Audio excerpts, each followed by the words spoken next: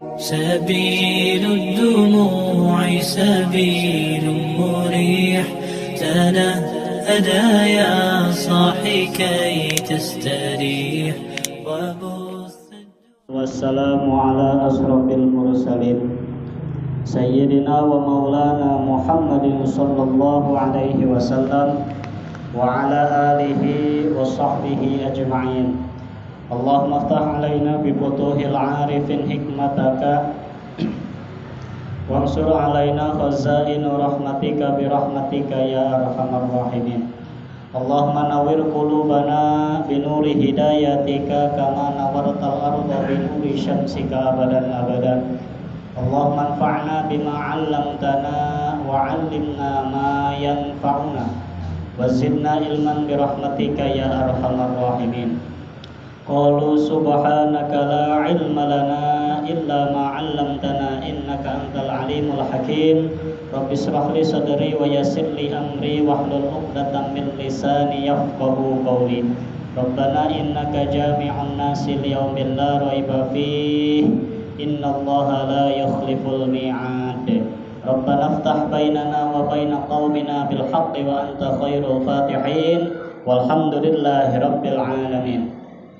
قال المؤلف في هذا الكتاب رحمه الله تعالى ونفعنا بعلومه آمين. بسم الله الرحمن الرحيم.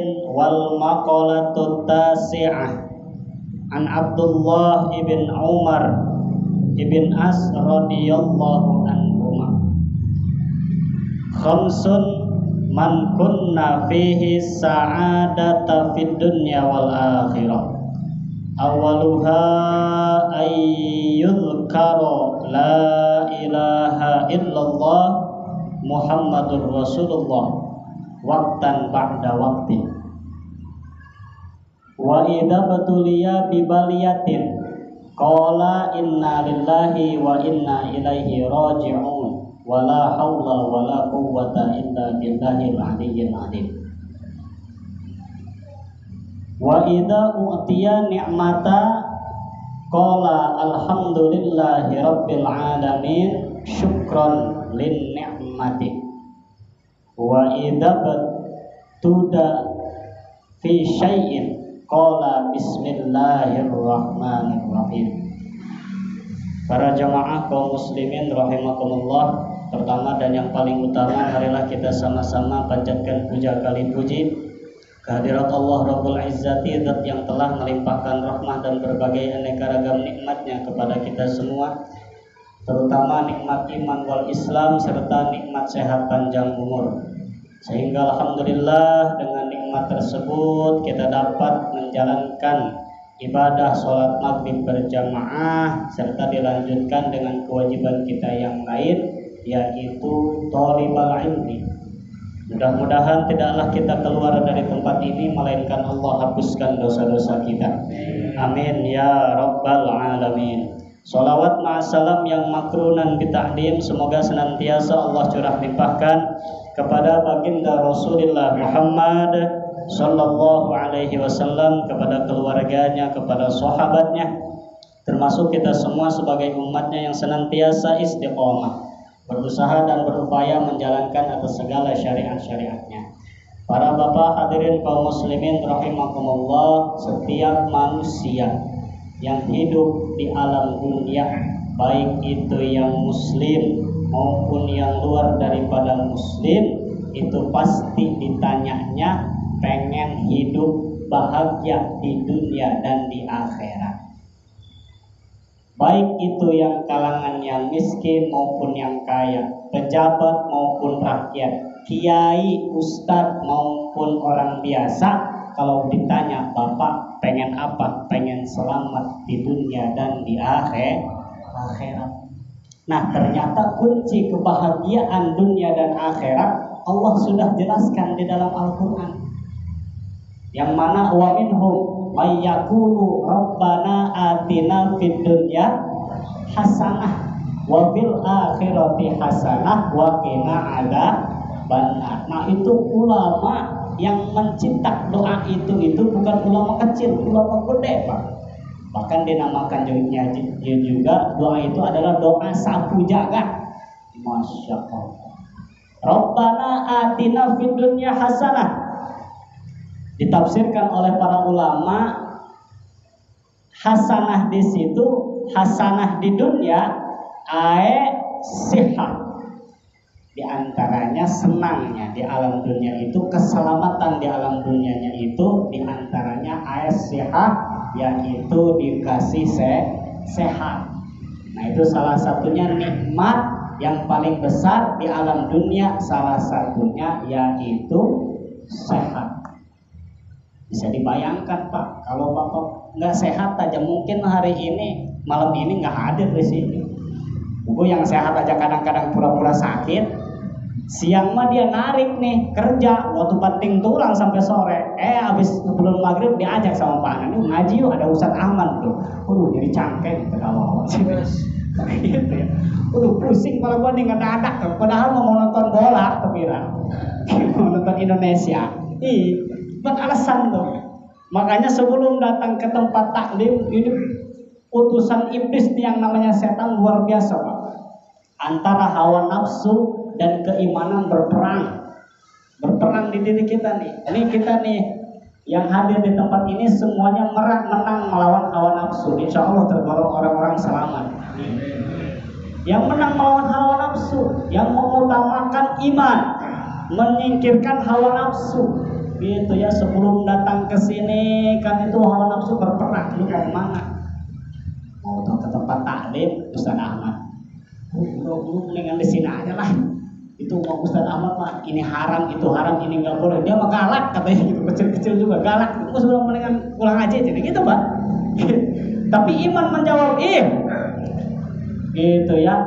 Keimanan yang menjawab enggak. Ustaz Ahmad aja dari jauh datang masa goyang dekat enggak. Itu bentuk imam. Kalau kita ingin berjuang gitu ya. Ada lagi yang brengsek hawa nafsu. Udah malam Selasa diajak sama rekannya, ayo ikut taklim yuk. Malam apa emang sekarang? Malam Selasa. Malam Selasa. Taklim besok juga ada, minggu depan juga masih malam Selasa ini. Doang panjang umur bebas ya kan? Gitu ya. Nah, padahal keimanan dilawan dengan keimanan. Malam Selasa juga, malam Selasa ini. Takutnya mau besok atau lusa saya ini roh saya itu dicabut oleh Allah, kan nggak ada yang tahu. Nah itu kata keimanan. Jadi ditarik oleh keimanan, kita menang melawan hawa nafsu, insya Allah tergolongkan orang-orang yang selamat. Gitu ya. Nah inilah. Jadi diceritakan kebahagiaan seseorang dijelaskan oleh siapa? Oleh Abdullah ibn Amr bin As. Nah jadi Abdullah ini putra daripada Amr bin As. Amr bin As ini Pak bukan orang kecil, ulama sekaligus umaro. Siapa dia? Ulama di negara Mesir sekaligus gubernurnya di negara Mesir. Waktu Amr bin As ini menjabat sebagai gubernur, yang menjadi khalifah pada waktu itu yaitu Sayyidina Umar bin Khattab. Nah ini ada yang unik. Saya teringat kisah Abdullah Amr bin As ini setelah menjadi gubernur membuat kebijakan baru, gitu ya. Kebijakannya yang tapi bagus. Di situ beliau ingin membangun masjid. Di negara Mesir itu mau membuat masjid. Kebetulan di daerah tempat yang ingin dibangun masjid ada gubuknya Yahudi. Ditarik sama Sayyidina Amr bin As ini.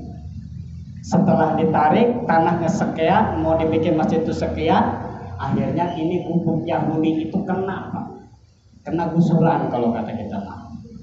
Gitu ya. Nah setelah itu ini namanya juga gubernur mau ngahayang nyen masjid gitu ya, dipanggil lah Yahudi. Wahai Yahudi sini, ada apa Pak Gubernur? Ini kami mau bikin masjid. Ini ente gubuk ente ini dapat daripada tarikan kita mau ukuran ini segini. Udah saya beli aja lah ini gubuk ini sekaligus tanahnya saya beli. Gimana kata Yahudi? Kata si Yahudi, wahai Pak Gubernur, bukannya saya nggak mau. Ini saya turun temurun dari kakek moyang saya ini satu-satunya tanah. Saya nggak mau ngejual, mau gimana pun juga nggak mau ngejual. Ngareng ini Yahudi. Nah begitu ini kan namanya gubernur, orang gubernur Pak, masya Allah pangkat tertinggi. Udahlah Pak Yahudi, gini aja, saya ganti rugi, masya Allah. Saya jual rugi nih, saya ganti rugi berpuluh-puluh kali lipat. Gak mau Pak, kata Yahudi. Namanya juga diganti rugi, kalau diganti ya tetap rugi gitu ya. Akhirnya tidak terjadi perdebatan, Yahudi tidak mau menerima pinangan daripada Amr bin As sang gubernur. Akhirnya setelah daripada itu, singkatnya cerita, ini gubuknya Yahudi digusur paksa oleh Amr bin As. Ini si Yahudi sedih. Si Yahudi itu dalam keadaan sedih itu merenung, masya Allah. Orang seperti ini ya, ternyata kayak gini orang susah itu kayak gini nih, diinjek-injek sama yang atas. Akhirnya dia berpikir, oh kalau Amr bin As aja bukan hanya sekadar gubernur, kan masih ada di atas gubernur, khalifah. Aku mau mengadu kepada Sayyidina Umar bin Khattab, khalifah ke Makkah. Akhirnya dia berjalan Pak dari negara Mesir ke Madinatul Munawwarah untuk mengadukan masalahnya ke khalifah. Berjalanlah berhari-hari. Dalam perjalanan si Yahudi ini juga bingung. Apa benar ini pengaduan aku ini pasti nanti diterima sama khalifah? Aku ini kan Yahudi. Sementara yang ngegusur gubernur. Gubernurnya itu Islam, Muslim. Khalifahnya pun Muslim. Apa emang ya saya didengar ini pengaduan saya? Berhari-hari dalam timbul pertanyaan di dalam hati, datanglah ke Madinatul Munawwarah ingin bertemu sang khalifah Sayyidina Umar bin Khattab. Setelah itu mencari-cari ada seorang pria yang duduk di pohon korma Pak, sedang nyender, sedang tiduran.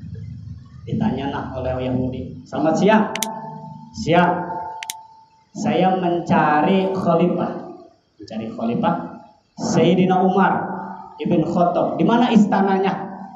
Istananya, dia tidak punya istana. Oh, apa pakaian kebesarannya? Pakaian kebesarannya itu takwa, iman kepada Allah. Siapa ajudannya? Berapa banyak ajudannya? Ajudannya tidak banyak. Ajudannya itu janda-janda tua, anak-anak susah, dan anak-anak yatim. Di mana saya ingin bertemu? Di mana itu khalifah? Ini ada di depan kamu, katanya. Ya ternyata ditanya itu khalifah Sayyidina Umar. Masya Allah, ada khalifah kayak gitu Pak, gitu ya, yang bisa bertemunya itu tidak tidak mengembor-ngembor tentang isi kepangkatan. Hanya setelah singkatnya cerita ini sang Yahudi ngadu, wahai khalifah, saya sedih karena gubernur Anda Amr bin As itu di negara Mesir menggusur gubuk saya. Gubuk saya itu satu-satunya, nggak ada lagi, saya nggak punya. Emang kenapa kok bisa digusur? Katanya dia mau kebijakan, mau membuat masjid baru.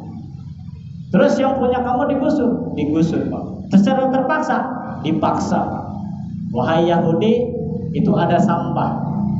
Tolong ambilkan tulang di dalam tempat sampah itu. Ambilkan bagaimana? Itu si Yahudi makin bingung. Datang jauh-jauh di Mesir ke Madinah, mau dapat keadilan, kenapa disuruh ngambil tulang? Kata si Yahudi, aduh wahai khalifah, kalau suruh ngambil tulang di Mesir juga banyak. Udahlah jangan banyak omong, udah sini ambilkan tulang. Diambilkannya tulang dengan rasa bingung, diberikannya kepada Sayyidina Umar. Itu Sayyidina Umar tidak berkata-kata, hanya menggariskan di dalam tulang itu, meluruskan garis yang oleh pedangnya sendiri. Wahai Yahudi, sini, kamu kembali ke negara Mesir, kasih ini tulang untuk Amr bin As. Makin bingung Yahudi. Pun kesini itu jauh-jauh mau ngambil mau cari keadilan. Ini dikasih tulang sama khalifah buat dikasih ke gubernur, gimana nggak bingungnya tuh? Udah sana sari. Akhirnya singkat cerita itu sang Yahudi bertemulah dengan Pak Gubernur. Pak Gubernur, saya mau lapor. Kenapa? Yahudi, saya dari Madinah. Hah? kamu dari Madinah, kamu dari pusat. Iya. Bertemu khalifah, bertemu. Apa katanya? Nih, tulang gitu. Dikasih tulang, Pak. Yang ada kunusan pedang lurus di atas tulangnya. Akhirnya setelah melihat itu Amr bin As menggigil ketakutan, luar biasa ketakutan. Yahudi makin bingung lagi. Ini ada gubernur takut sama tulang. Akhirnya menjuluh ajudan-ajudannya, wahai seluruhnya yang kerja di sini, batal, proyek gagal ini Pak udah. Nggak boleh sama khalifah. Itu gubuk Yahudi bangunin lagi. Si Yahudi juga makin bingung. Ini Pak Gubernur sebenarnya ada apa ini? Saya bingung, sang khalifah enggak ngomong apa-apa kepada saya, cuma ngasih tulang. Itu si Amr bin As saking marahnya, Pak. Apa-apa kamu? Apa-apa pusat diomelin, Pak. Ini tahu nggak kamu artinya apa ini? Ini isyarat bahwa sesungguhnya wahai Amr bin As, wahai gubernur, jangan merasa sombong. Jangan merasa sombong dengan kepangkatanmu, jangan merasa sombong dengan ketinggianmu, jangan merasa yang lain kecil, semua kamu bisa membuat seenaknya. Kalau kamu tidak berbuat adil seperti lurusnya hulus pedang yang ada di dalam tulang ini, akan aku luruskan dengan pedang kepadamu. Itu bahasa isyarat. Akhirnya si Yahudi mengerti. Si Yahudi sini juga saking tak heran-heran, merasa saya diadili, saya merasa adil oleh sang khalifah padahal saya Yahudi. Akhirnya singkat cerita di situ si Yahudi bersaksi di depan Gubernur Amr bin As ingin masuk Islam yang tadinya Yahudi karena sangat adil-adilnya Islam kepada luar daripada Islam. Nah, inilah asal muasalnya cerita daripada Gubernur Amr bin As kepada Khalifah Umar bin Khattab. Nah, inilah Abdullah ibn Amr bin As. Ini Amr bin As ini mempunyai anak bernama Abdullah ibn Amr bin As radhiyallahu anhu. Makanya nama-nama anak, nama-nama sahabat dulu itu menempelkan nama bapaknya daripada nama belakangnya, Pak. Contoh tadi bin Amr bin As, Abdullah bin Amr bin As, gitu ya. Itu anak-anak dulu. Makanya kan kita kan diajarkan tuh sama Nabi, gitu ya. Suruh kita, kewajiban kita orang tua sebagai kepada anak itu memberi nama yang baik. Ayyuhsina ismahu, memberi nama yang baik yang mempunyai maknanya. Mudah-mudahan kan kalau namanya baik, kedepannya itu anak kita bisa lebih baik menurut apa yang ada di dalam nama anak kita. Contoh Muhammad Zainuddin. Mudah-mudahan nanti itu kedepannya kalau anaknya cowok Muhammad Zainuddin itu bisa meneruskan dakwahnya seperti Zainuddin MZ kan itu. Tapi kan kadang-kadang anak kita mau ojol atau bubuh deh, gitu ya. Siti Rohmah Antasari Kusuma Jayakarta Merdeka 45 ngadarna gitu. Luar jasa pan, masya Allah. Nanya-nanya enggak kepada ustadz, kepada guru, itu mikir nama seenaknya. Padahal Ayyuhsina ismahu disuruh Pak Nabi juga, gitu ya. Ngasih nama menurut Google, ngasih nama sekapa-kapa ikutin zaman. Siapa namanya? Excel. Excel di mana? Ada ukuran L kali, gitu ya. Ngasih nama tuh, gitu ya. Ayyuhsina ismahu. Nah inilah. Jadi kata Abdullah ibn Amr bin As, jadi ada 5 golongan. Khamsun man kunna fihi sa'adata fid dunya wal akhirah. Ada 5 golongan manusia. Mana sa'adata fid dunya wal akhirah? Golongan yang 5 perkara ini akan termasuk golongan yang diberikan kebahagiaan oleh Allah di dunia dan di akhirat. Mana yang pertama? Yang pertama awwaluha ayyudhkara la ilaha illallah Muhammadur Rasulullah waqtan ba'da waqtin.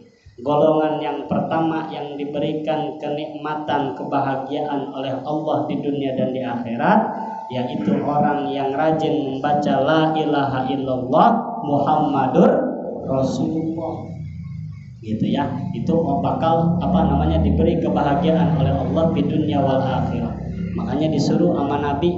Ada lagi hadis seterusnya yang diriwayatkan oleh Imam Ibnu Sorsori, kata Nabi, aksiru dzikrullah azza wa jalla ala kulli hal fa innahu laisa amalun ahabbu ilallah wala anjali abdin min kulli sayyi'atin fid dunya wal akhirah min dzikrillah.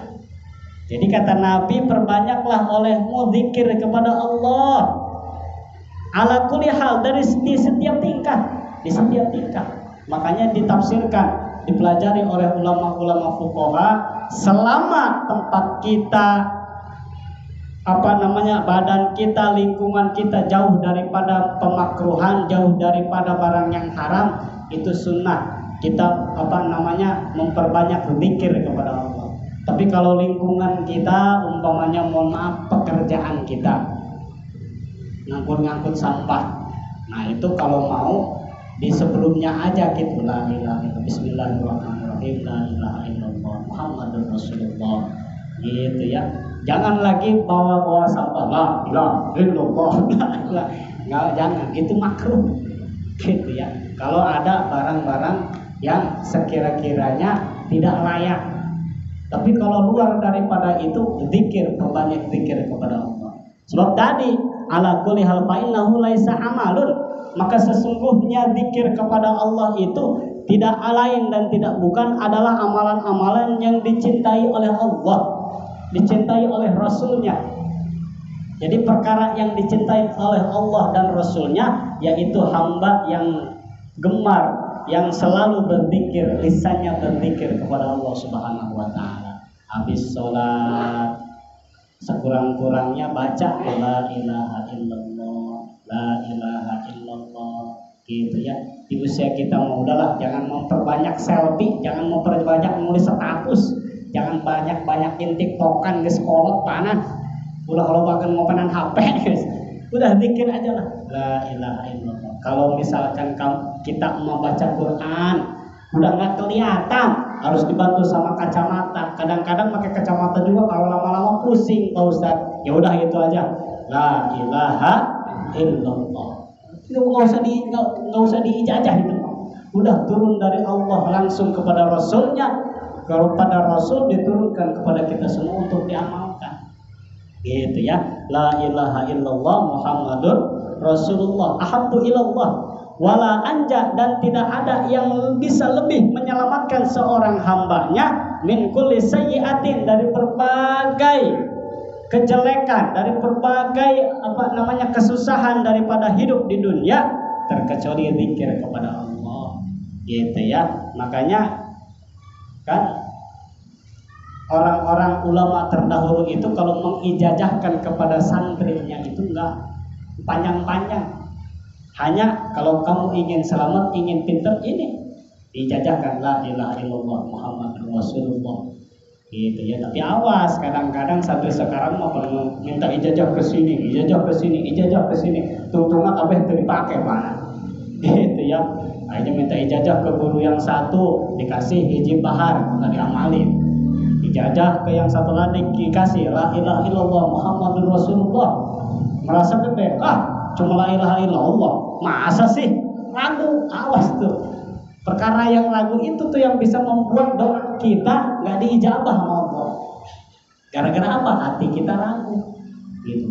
Masa sih dengan kalimat la ilaha illallah semua maksud, semua kesusahan kita bisa hilang? Nah, awas. Dengan keraguan itu Allah melihat kita, masih ragu-ragu, masih jauh, nggak diijabah sama Allah. Makanya salah satu pedoman doa kita ingin diijabah, yakin, ud'uuni astajib lakum, mintalah kepada aku, kata Allah, niscaya akan aku ijabah. Ud'uuni astajib lakum, gitu ya. Karena sesungguhnya doa kita itu bukan tidak diijabah, hanya ditempo. Ditempo mana? Ingin menghapus dosa-dosa kita, ingin mendengar suara sedih kita, minta ampun, tadarruk kita kepada Allah. Itu Pak, salah satu faktornya doa kita itu tidak diijabah. Jadi jangan sangka kita berdoa bertahun-tahun tapi belum diijabah, ini bukan tidak diijabah, tapi sedang disimpan oleh Allah di tempat yang lebih layak, gitu ya. Inilah.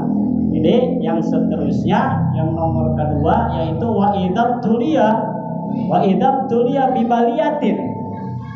Dan lagi apabila ada orang yang dikasih balai oleh Allah, dikasih musibah oleh Allah, dia mengucapkan inna lillahi wa inna ilaihi raji'un. Jadi kalimat inna lillahi pun bukan untuk orang yang meninggal aja Pak Anak. Sebenarnya untuk kita terkena musibah apa itu? Apa aja itu? Sakit. Ketika kita ditibakan sakit, inna lillahi wa inna ilaihi raji'un. Bukan yang meninggal aja, tapi memang jangan diumumin. Inna lillahi, gua sakit nih Pak. Jangan, untuk khusus diri kita. Inna lillahi. Karena arti daripada kalimat itu sesungguhnya kita milik Allah, wa inna ilaihi raji'un, dan kita semua bakal balik semua kepada Allah Subhanahu wa taala. Gitu ya, dengan ucapkan la inna lillahi wa inna ilaihi raji'un. Kebetulan kita pusing karena apa, mikirin anak istri pusing, innalillahi. Istri kita bawel, innalillahi panang dan naon hareupeun pamajikan dah. Innalillahi wa inna ilaihi raji'un. Kenapa lu Pak kok innalillahi? Dia bawel jasa aing gitu ya. Nah enggak apa-apa. Innalillahi wa inna ilaihi raji'un wala haula wala quwwata illa billahil aliyil azim. Karena diteruskan la tuksirul kalama bi ghairi dzikrillah. Ditegaskan oleh Rasul, la tuksirul kalama bi ghairi dzikrillah. Jangan kamu sekali-kali memperbanyak apa? Al kalama bi ghairi dzikrillah. Memperbanyak omongan selain zikir daripada Allah. Itu perintah Rasul. Jangan memperbanyak ngomong lah. Karena kalau memperbanyak ngomong itu bisa mengakibatkan kita keras hati. Di samping itu kalau udah ngobrolnya kemana-mana itu kadang-kadang itu orang lain bisa diomongin sama kita. Udah ngobrolnya, yang pertama-tama nanyain sehat, ngobrol biasa tentang pekerjaan, kesana-sana hanya ngomongin orang. Awas, ghibah, gitu ya, ghibah. Soalnya ngomongin orang, ngomongin istri, ngomongin keluarga dan lain sebagainya. Nah, hanya di sini kata Nabi, la tuksirul kalama bi ghairi dzikrillah fa inna kasratal kalama bi ghairi dzikrillahi turisu qaswatal qalbi. Maka sesungguhnya kalau kita memperbanyak berbicara itu bisa membuat hati kita keras. Sementara wa inna aba'adan nasi minallah al-qalbul qasir. Sementara orang dicirikannya orang yang jauh dari Allah itu orang yang punya hatinya keras. Na'udzubillah summa na'udzubillah. Makanya jangan terbanyak tuh. Kalau misalkan makanya ahli-ahli zuhud itu dicirikan oleh kita Pak, kalau duduk meskipun duduk di antara mereka itu sesama alim, tapi kalau dipakai untuk kezuhudannya itu dia tidak suka banyak omong Pak. Sekali duduk kalau cukup ditanya apa kabar, baik, itu karena hatinya penuh dengan zikir Pak. Hatinya dengan zikir, gitu ya. Bisa dicirikan oleh kita orang yang ngecoblak bahasa penting. Nah itu bisa dicirikan, gitu ya. Bisa dicirikan bahwa tadi kasrotal kalam bi ghairi dzikrillah, hatinya itu gampang keras, gitu ya. Sementara kalau hati udah keras Pak susah. Hati udah mati ini susah Pak. Kalau hati sudah mati, hati sudah keras, itu diberi nasihat-nasihat agama dia nggak mau, nolak dan nggak nerima. Dikasih nasihat seperti ini nggak nerima. Akhirnya apa? Dia melanggar larangan Allah, larangan Rasulnya. Karena apa? Hatinya tadi udah mati. Kalau barang udah mati susah Pak, semua juga. Barang udah mati semua juga susah.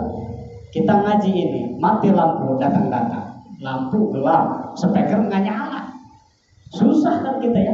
Barang kalau sudah mati, kita beli motor di dealer masih baru, tapi nggak hidup, mati, susah, didorong-dorong pulang Pak.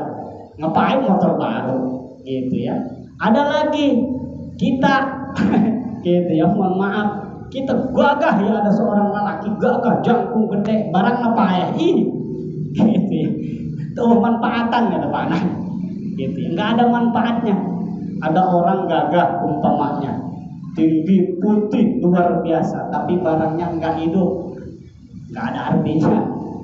Bahkan di dalam bab pernikahan kalau kita menjabarkan secara luas itu halal Pak untuk ditalak gitu ya. Kita minta kepada hakim, wali hakim, Pak Hakim saya meminta talak kata istri.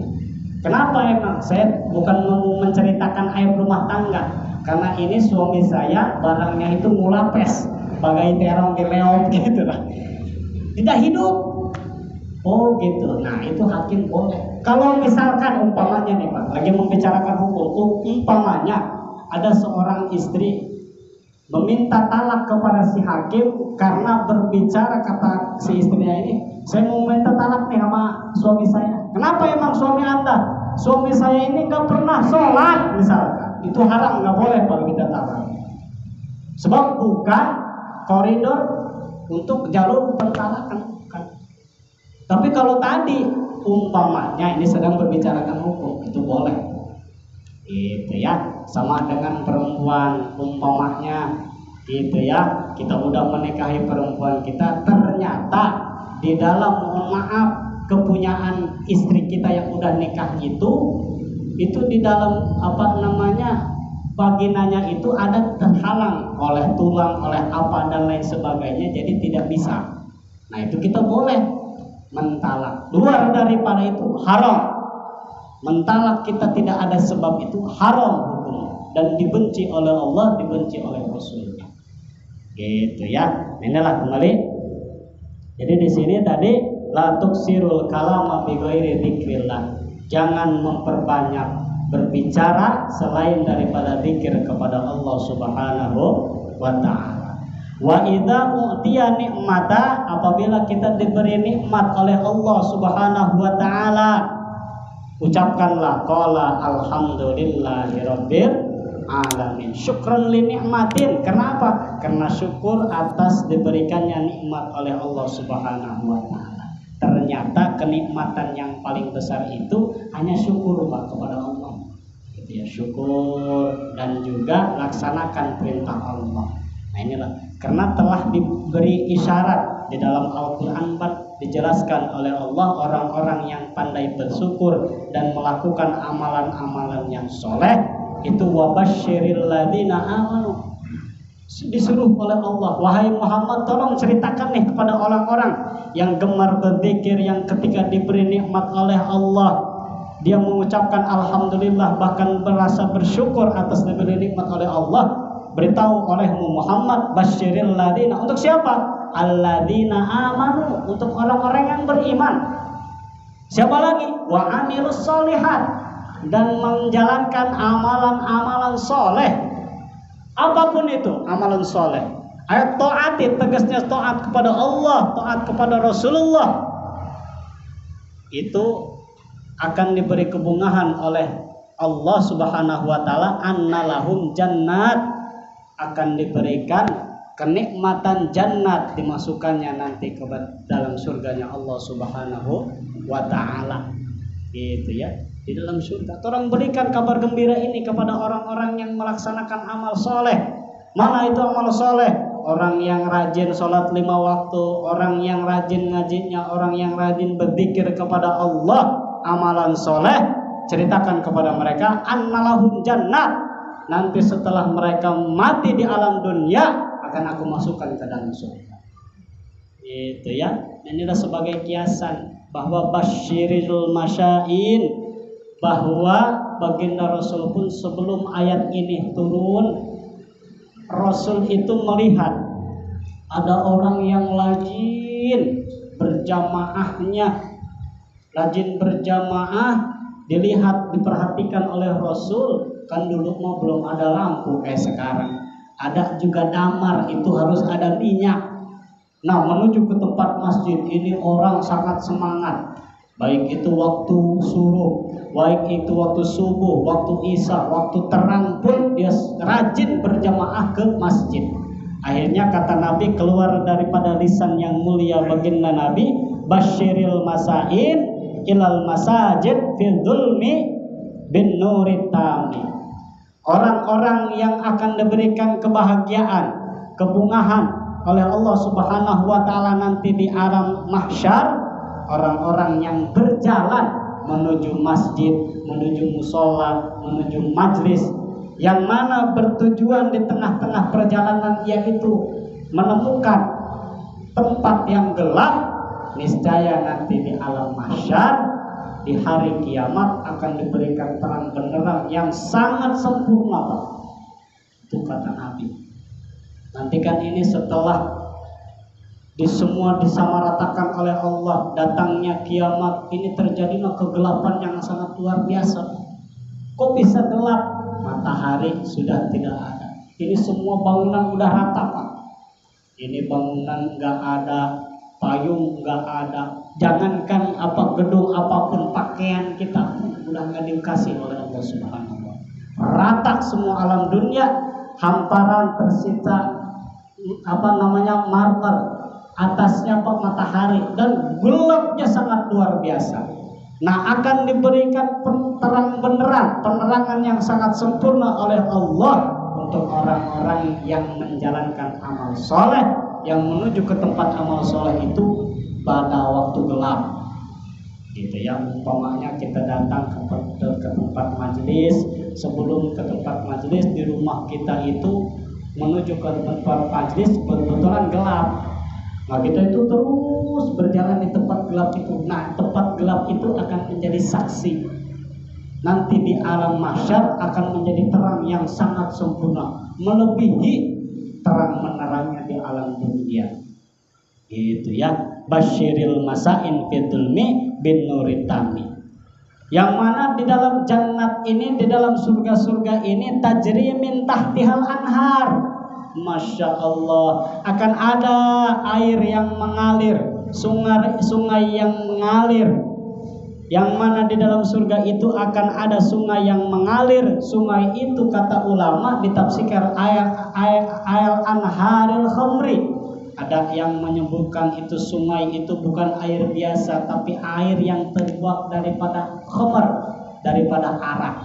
Kalau arak di alam dunia itu diharamkan oleh Allah, nanti di surga mah udah halal, silahkan. Tapi untuk di alam dunia, awas, itu perkara yang memabokkan dan Allah dan Rasulnya pun membenci. Itu kelakuan syaitan, gitu ya. Innamal khamru wal maisir wal ansab wal azlam rijsun min amalis syaitan. Itu amalan-amalan syaitan. Jauhi, jangan didekati, jangankan dilakukan, didekati pun jangan. Gitu ya. Nah, kalau udah perkara yang haram, kita sudah jelaskan minggu kemarin, kalau kita meninggalkan haram barang yang haram, kata hukum, kita mendapat ganjaran. Tapi ketika kita melaksanakan, itu kita mendapat dosa. Gitu ya. Itu menurut hukum. Kalau kita meninggalkan perkara yang haram. Berbeda kalau wajib kita menjalankannya mendapat ganjaran, ditinggalkannya itu mendapat dosa, mendapat siksa. Nah, itu kewajiban. Apa itu? Sholat 5 waktu. Ketika kita meninggalkannya, baik itu disengaja maupun tidak disengaja, itu akan menjadikan dosa. Gitu ya. Nah, panjang surahannya, ketika kita boleh ada udzur sholat kita, ada beberapa perkara, ada 2 perkara. Yang pertama yaitu ketika kita an-nisyan, an-nuyam, ketika tertidur. Kalau kita tertidur ketika waktu sholat itu lewat gara-gara tidur kita, itu tidak menjadikan catatan dosa kepada kita, sebab ada udzur sholat. Contoh, kita tadi jam 11 tidur, bangun jam 4, itu dohor lewat kan? Itu dohor tidak dihitung dosa oleh hukum. Karena apa? Karena kita tertidur. Langsung sholat, langsung ambil wudhu, sholat dohor terlebih dahulu, baru sholat asar. Fauron, gitu ya. Nah, inilah menurut hukum-hukum. Ada lagi nisyan. Apa itu nisyan? Lupa. Tapi lupa di sini jangan pura-pura. pengen gak sholat rupanya pura-pura gitu ya, pura-pura nggak denger itu Pak Opik adan di musola, nggak kedenger gitu ya. Nah lupa di sini, lupa bener-bener gitu ya. Makanya kita kalau nggak mau ditaklif sama hukum, nggak mau sholat, ambil yang dua perkara ini. Pertama, tidur aja udah selamanya. Yang kedua, lupa aja udah selamanya. Nggak bakal dinas oleh agama, silahkan nggak mau sholat juga gitu ya. Tidur Pak 24 jam silahkan gitu ya, kalau nggak mau sholat. Nah inilah kembali walaban. Nah air yang ada di dalam surga itu, sungai yang ada aliran di surga itu terbuat daripada air susu, wal aslu dan madu gitu ya. Untuk siapa itu? Untuk orang-orang yang jannatin wa amilus sholihat, untuk orang yang mengamal amal soleh. Nah setelah di situ kelompok-kelompok, golongan-golongan yang masuk surga dikatakan di dalam Al-Quran, kullama ruziku minha min samaratin rizqo. Ketika dihadapkan dengan makanan, dia menikmati makanan yang ada, fasilitas yang ada di dalam surga, dia berbicara kepada dirinya sendiri, hadalladzi ruzikna min qablu. Ya Allah, ini itu amalan-amalan saya min qablu, yang dulu diceritakan oleh para alimul ulama, yang dulu diceritakan oleh ustadz-ustadz saya, guru-guru saya, ternyata benar. Ini terjadi sekarang saya sudah masuk surga. Benar ya cek Ustadz Ahmad di bahwa lamun rajin ngaji ya asup surga, keur ngadahar anggur beta paanan. Ingat ke Ustadz ya, ingat ke saya. Oh iya benar dia cerita Ustadz Ahmad itu Pak. Min qablu, dia ingat. Oh ternyata ini nih amalannya, ternyata ini nih balasan orang yang beriman kepada Allah, yang mengamalkan amalan soleh. Ternyata inilah kenikmatan-kenikmatannya. Mana lagi? Dan tidak hanya itu, wahum fiha khalidun. Dan sesudah orang-orang yang masuk ke dalam surga, wahum fiha khalidun, kekal abadi Pak. Tidak ada ceritanya orang yang sudah masuk surga dia dikeluarkan oleh Allah, nggak ada. Daimun la yamutuna wa la yakhrujun. Tegasnya dia selama-lamanya masuk ke dalam surga, tidak ada kata mati dan tidak ada dikeluarkan oleh Allah Subhanahu wa taala. Meskipun umpamanya yang di surga itu lompat dari lantai 7 ke bawah nggak bakal mati. Ada lagi dia mau keluar, dia mau mau keluar nggak dikasih keluar. Tapi kalau untuk lihat rekan-rekannya yang ada di bawah umpamanya yang ada di neraka gitu ya. Ini si Ki Jaid nanyain Ki Umar di alam dunianya CS berapa gitu ya. Ini Ki Jaid masuk surga, si Umar nggak ada. Nanya kepada ya Allah, si Umar CS gua mana nih? Tuh di bawah tuh, lagi di kerong. Alhamdulillah. Umar kenapa lu kok di bawah? Ayo mulai bertirok sholat cina tirok ngaji gitu. Ayo pan Badung itu kan maling cina ya. Masya Allah. Nah itulah gambaran-gambaran untuk orang yang ingin melakukan amalan soleh akan dimasukkan oleh Allah. Annalahum jannah, dimasukkan ke dalam surganya Allah Subhanahu wa ta'ala. Mudah-mudahan kita termasuk golongan tersebut. Mudah-mudahan kita diselamatkan oleh Allah di dunia wal akhirah. Mudah-mudahan kita diberikan keistiqomahan. Mudah-mudahan kita meninggal di dalam dunia ini husnul khatimah bi barakati ummil kitab. Al-Fatihah. A'udzu billahi minasyaitonir rajim. Bismillahirrahmanirrahim. Alhamdulillahirabbil alamin arrahmanir rahim maliki yaumiddin. Iyyaka na'budu wa iyyaka nasta'in ihdinas siratal mustaqim.